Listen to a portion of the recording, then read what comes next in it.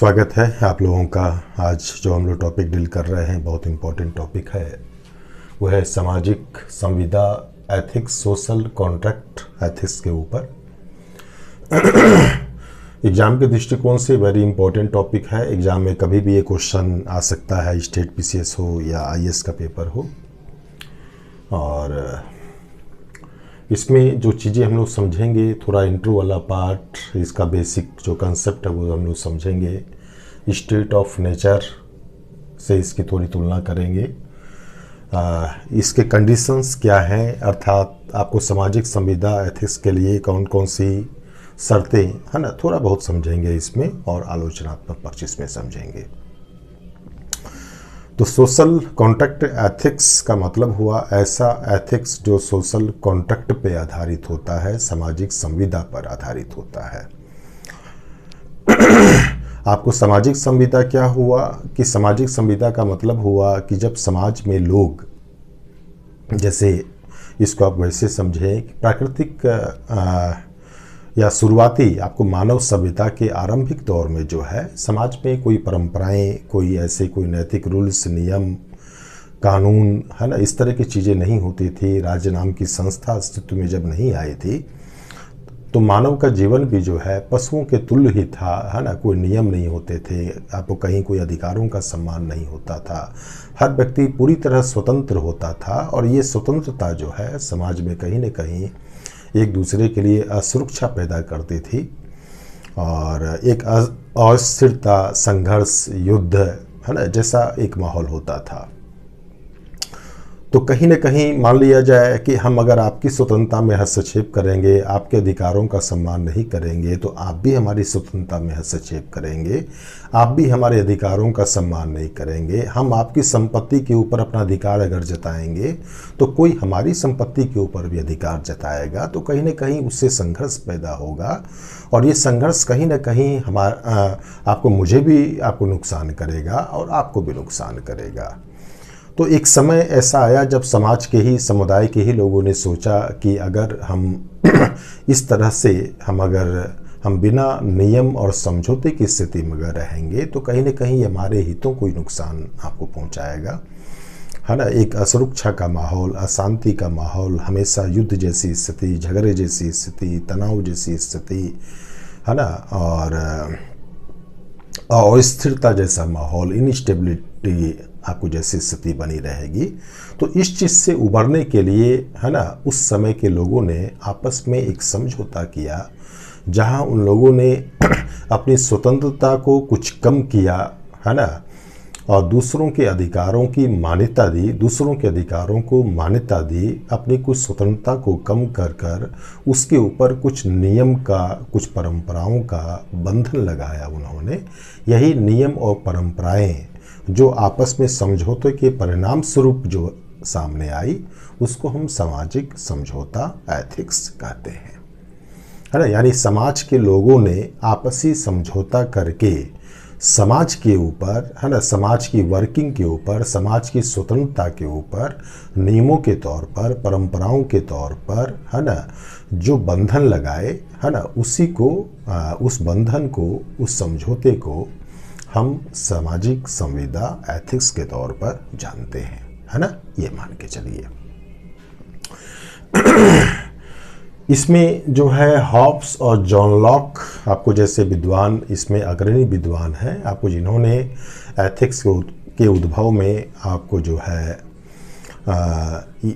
ये social contract की भूमिका को महत्वपूर्ण माना था। आपको सामाजिक संविदा एथिक्स के हिसाब से, एथिक्स यानी सही क्या है, गलत क्या है ना, ये सामाजिक संविदा के पालन से जुड़ा हुआ है ना। सामाजिक समझौते के अंतर्गत जो भी समझौता, है ना, हमने आपस में समाज में किया है ना, जो भी हमने सामाजिक संविदा के तहत जो हमने नियम बनाए हैं, जो कुछ बंधन लगाए हैं, जब हम उन नियम और बंधनों के अनुरूप जब काम कर रहे होते हैं, है ना, तो वो आपको व्यवहार हमारा राइट होता है, सही होता है, नैतिक होता है। और जब इस सामाजिक संविदा यानी समझौते से अलग हम लोग काम कर रहे हों, उसके अगेंस्ट काम कर रहे हों, तो ऐसे व्यवहार को अनैतिक माना गया, है ना। तो सामाजिक संविदा एथिक्स के अंतर्गत, एथिक्स क्या है? एथिक्स वो है जब हम संविदा के अनुरूप व्यवहार करते हैं तो हम एथिकल हैं, और संविदा के अगेंस्ट जाके हम व्यवहार करते हैं तो हम अनएथिकल हैं। क्योंकि संविदा को तोड़ना या संविदा के अगेंस्ट जाके काम करने का मतलब हुआ समाज को फिर से इनस्टेबल बनाना, उसकी शांति में हस्तक्षेप करना, है ना, उसमें अराजकता पैदा करना। तो इसलिए इसको अनएथिकल रूप में देखा गया। तो इसमें एथिक्स और कुछ नहीं है ना, बल्कि जो कुछ भी कॉन्ट्रैक्ट में जो कुछ भी हमने नियम और परंपराओं को समझौते के शक्ल के तौर पर हमने विकसित किया, है ना, आपसी सद्भाव के लिए, समाज की स्टेबिलिटी के लिए, जब हम लोग उस संविदा को पालन करते हैं, समझौते का पालन करते हैं, तो इसका मतलब हम लोग एथिकल हैं, और जब पालन नहीं करते तो हम अनएथिकल हैं। इसकी कुछ मान्यताएं हैं, अर्थात सोशल कॉन्ट्रैक्ट एथिक्स में क्या सब चीजें हैं वो हम लोग समझेंगे। इस एथिक्स के हिसाब से जो मॉरल रूल्स या प्रिंसिपल जो है ये गॉड के द्वारा दिए हुए नहीं है, है ना। कोई पारलौकिक शक्ति ने जो है इस समाज के संचालन के लिए, है ना, हमारे आपको समाज को दिशा देने के लिए कोई नैतिक नियम नहीं बनाए हैं। जो कुछ भी मॉरल प्रिंसिपल्स जो हम लोग देखते हैं, है ना, जो मॉरल परंपराएं हमारी जो विकसित है वो इंसानों ने खुद बनाई है ना, सूझबूझ के आधार पर बनाई है, रैशनैलिटी के आधार पर बनाई है। क्योंकि ह्यूमंस के अंदर जो है रीजनिंग की शक्ति होती है, तर्क वितर्क चिंतन करने की शक्ति होती है। तो संघर्ष करते करते जब वो थक गए तो उन्होंने खुद सोचा, चिंतन किया कि इस तरह के संघर्ष से जो है हमारा कल्याण संभव नहीं है। तो हमारे हित में जरूरी है कि हम अपनी कुछ स्वतंत्रताओं को छोड़कर जो है हम एक दूसरे की स्वतंत्रताओं को सम्मान करें, एक दूसरे के अधिकारों का हम सम्मान करें, और अपनी कुछ स्वतंत्रताओं के ऊपर कुछ नियमों का बंधन सामाजिक हित में हम लगाएं, है ना। तो जो भी नियम, जो नैतिक नियम की जो हम बात करते हैं, तो इसके हिसाब से जो है वो नैतिक नियम जो है हमने खुद बनाए हैं, अपने हित के लिए बनाए हैं, अपने जो है अपने इंटरेस्ट के लिए हमने बनाए हैं, हमने शांति के लिए बनाए हैं, अपने वेलबींग्स के लिए बनाए हैं, है ना, अपनी और अपनी आगे वाली जनरेशन की सुरक्षा के लिए हमने बनाए हैं। ठीक है। स्वहित और एथिकल इगोइज्म पर आधारित। देखिए, एथिकल इगोइज्म अर्थात नैतिक अहमवाद जो होता है वो एक ऐसी थ्योरी है जो ये मानती है कि व्यक्ति को अपने स्वहित की चिंता करनी चाहिए, और वो स्वहित के लिए अगर कुछ कर रहा है, अपने सेल्फ इंटरेस्ट को बढ़ाने के लिए, सेल्फ इंटरेस्ट की सुरक्षा के लिए अगर वो कुछ कर रहा है तो वो बुरा नहीं है, वो सही व्यवहार है ना। ये मान के चलता है आपको सोशल कॉन्ट्रैक्ट, आपको थ्योरी की बुनियाद इस विश्वास पर टिकी हुई है कि जो मनुष्य जो होते हैं वो बेसिकली जो है सेल्फ इंटरेस्ट के मोटिव से प्रेरित होते हैं, अर्थात वो स्वहित के लिए काम करते हैं। यानी कि जब भी वो कुछ कर रहे होते हैं तो उनके दिमाग में केवल अपना सेल्फ इंटरेस्ट होता है। उसी सेल्फ इंटरेस्ट के लिए, यानी अपनी सुरक्षा के लिए, अपनी शांति के लिए, अपने संसाधनों के को बनाए रखने के लिए, अपने परिवारजनों की सुरक्षा के लिए उन लोगों ने संविदा का सहारा लिया, है ना। कि यानी कि न तो आप हमारी चीज पर कब्जा, मान लिया जाए कि चोरी नहीं करना, तो चोरी की स्वतंत्रता अगर सबको हम अगर दे दें तो हमारा भी सामान असुरक्षित होगा और आपका भी सामान असुरक्षित होगा, और हम इसी असुरक्षा के साए में हमेशा जिएंगे। और अगर हम चोरी करने को एक गलत व्यवहार के तौर पर हम अगर मान लें, इसको समझौते की शक्ल दे दें कि कोई व्यक्ति बिना अनुमति के किसी के सामान पर अपना कब्जा नहीं करेगा, किसी के सामान पर अपना दावा पेश नहीं करेगा या उसको लेगा नहीं, अगर मान लिया जाए इसको हम सामाजिक संविदा के तौर पर, समझौते के तौर पर मान लें, तो मेरा भी सामान सुरक्षित है और आपका भी सामान सुरक्षित है ना। आप भी सिक्योर हो गए, हम भी सिक्योर हो गए। तो इसी तरह का अलग अलग जो है हमने जो कुछ भी जो नैतिक नियम, नैतिक मान्यताएं जो हमने जो विकसित जो की, वो इसी सोशल कॉन्ट्रैक्ट के आधार पर की, और उसका आधार हमारा अपना हित था, अपना कल्याण था, अपनी सुरक्षा थी, अपनी शांति थी, अपनी नेक्स्ट जनरेशन की सुरक्षा थी, है ना। इसीलिए हमने किया। इस सिद्धांत का मानना है, या इस एथिक्स का मानना है कि अनियंत्रित स्वतंत्रता जो है वो स्टेट ऑफ वार की स्थिति ला देती है। देखिए कोई भी कहीं भी आप देख लीजिए, समाज के अंदर ही आप देख लीजिए कि बच्चों की स्वतंत्रता को आप अगर बिल्कुल अनियंत्रित कर दें, यानी उसकी स्वतंत्रता पर आप कोई बंधन नहीं आप लगाएं, तो बच्चे अपराध कर सकते हैं, है ना। बच्चे ऐसा व्यवहार कर सकते हैं जो व्यवहार न तो उनके लिए सही है, न उनके परिवार के लिए, न समाज के लिए सही है। प्रकृति के अंदर जितनी भी व्यवस्था है, हर व्यवस्था की स्वतंत्रता पर जो है कुछ न कुछ बंधन होता है। नदी भी जो है ना, आपको नदी भी अगर बिल्कुल स्वतंत्र होकर अगर चलेगी तो कोई भी स्थलीय इलाका जो है वो सुरक्षित नहीं रह पाएगा। तो नदी भी जो है दो किनारों के बीच जो है वो एक बंधन में बंध कर जो है एक सीमित स्वतंत्रता के आधार पर जो है वो अपना प्रवाह बनाए रखती है। तो इसी आधार पर यह माना जाता है कि अनियंत्रित स्वतंत्रता, यानी स्वतंत्रता को हम अगर बंधन रहित कर देंगे तो स्टेट ऑफ वार की स्थिति हो जाएगी, यानी जैसे जंगल राज की स्थिति हो जाएगी। जो शक्तिशाली होगा, है ना, या जिसको जब मौका मिलेगा वह अपना जो है माने अपने हित के लिए, अपने लाभ के लिए, अपने स्वार्थ को पूरा करने के लिए दूसरों को नुकसान पहुंचा सकता है ना। पूरे आपको समाज में जो है अव्यवस्था, अराजकता, असुरक्षा की स्थिति हो सकती है। तो इसलिए आपको मनुष्य की स्वतंत्रता के ऊपर जो है कुछ नियंत्रण लगाया जाना जरूरी है, ऐसी मान्यता है सामाजिक संविदा एथिक्स की।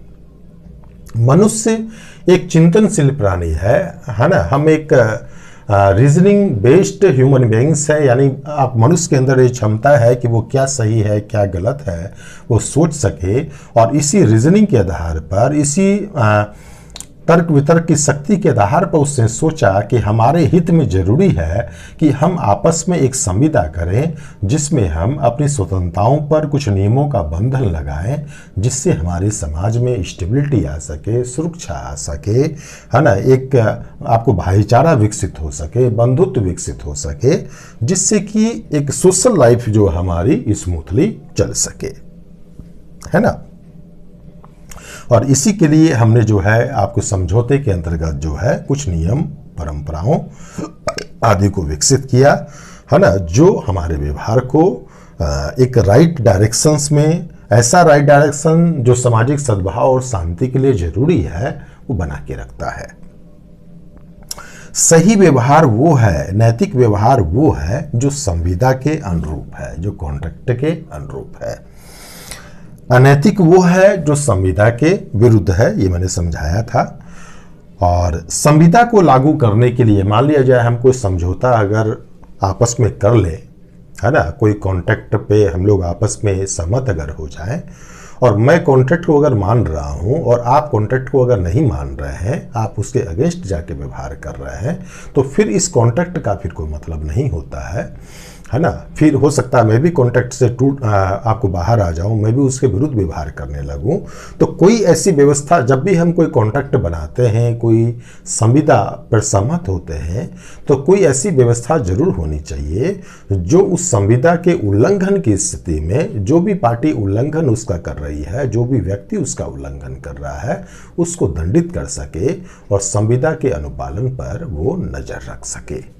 तो ये चीज है सोशल कॉन्ट्रैक्ट एथिक्स के अंतर्गत जो है मुख्य रूप से ये मेन पहलू है जो आपको ध्यान में रखना है, मान्यताओं के तौर पर, विशेषताओं के तौर पर, है ना, क्या चीज इसके अंदर है उसके तौर पर। स्टेट ऑफ नेचर का ये विकल्प है। स्टेट ऑफ नेचर का मतलब हुआ कि जब हम आपको प्राकृतिक अवस्था में रहते थे, आपको प्राकृतिक अवस्था का मतलब कि जब हम संगठित नहीं हुए थे, हमने अपने समाज के संचालन के लिए जब कोई नियम नहीं बनाए थे, ना, जिस तरह आपको पशु जंगलों के अंदर जो है बिल्कुल उन्मुक्त जीवन जीते हैं, उनके ऊपर कोई सामाजिक मर्यादा या बंधन नहीं होते हैं, जब उस अवस्था में हम जब रहते थे तो वह अवस्था हमारे लिए जो है दुखदाई होती थी, है ना। उसमें हमेशा संघर्ष, हिंसा, है ना, सुरक्षा जैसी स्थिति होती थी। हमें आपको कल का पता नहीं होता था कि कल हमारी क्या स्थिति होगी, हमारी आने वाली जनरेशन को कैसा आपको फ्यूचर मिलेगा, ये हमें पता नहीं होता था। कोई व्यक्ति आपको किसी के भी अधिकारों और संसाधनों के ऊपर जो है अपना दावा कर सकता था, है ना। जो मजबूत आपको जैसे जंगल में होता है, जो मजबूत आपको पशु होता है, जैसे शेर जो है वो किसी भी कमज़ोर आपको पशु का शिकार कर सकता है, किसी भी आपको कमज़ोर आपको पशु को नुकसान पहुंचा सकता है। तो यही स्थिति मनुष्यों के साथ थी। तो एक असुरक्षा सा माहौल हमेशा रहता था। तो उसी के विकल्प के तौर पर जो है हमने एक सभ्य जिंदगी का, सिविलाइज्ड जिंदगी का रास्ता चुना, और वो था आपको सोशल कॉन्ट्रैक्ट के माध्यम से। और इसी सोशल कॉन्ट्रैक्ट का परिणाम है राज्य की व्यवस्था, पॉलिटिकल स्ट्रक्चर। हमने जब सोशल आपको कॉन्ट्रैक्ट जब विकसित किया, हमने सामाजिक समझौते को जब एक रूप जब हमने दिया, तो जरूरी था कि कोई ऐसी व्यवस्था होनी चाहिए जिसको हम अपने कुछ अधिकार दे सके, जिसको हम अपनी कुछ स्वतंत्रताएं दे सके, जिसको हम कुछ सत्ता दे सके, और जो इस समझौते के इम्प्लीमेंटेशन के ऊपर नज़र रख सके, और जो इसका उल्लंघन कर रहा हो उसको दंडित कर सके, और इस समझौते को इम्प्लीमेंट करने के लिए जो फर्दर रूल्स अगर बनाने पड़े तो उस रूल्स को भी वो बना सके।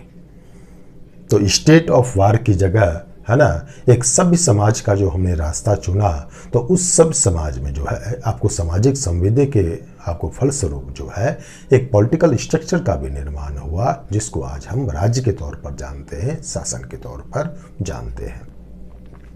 तो आप खुद समझ सकते हैं कि जब हम लोग स्टेट ऑफ नेचर की अवस्था में जाएं, यानी कि एक ऐसे समाज को हम जब कल्पना करते हैं जहाँ पशुओं की तरह हम रह रहे हैं, है ना, हमारे ऊपर कोई सामाजिक मर्यादा नहीं है, कोई बंधन नहीं है, कोई नियम नहीं है, कोई कानून नहीं है, तो हमारी ज़िंदगी कैसी होगी, कितनी असुरक्षित होगी, है ना। कोई संगठन नहीं होगा, कोई सिक्योरिटी नहीं होगी।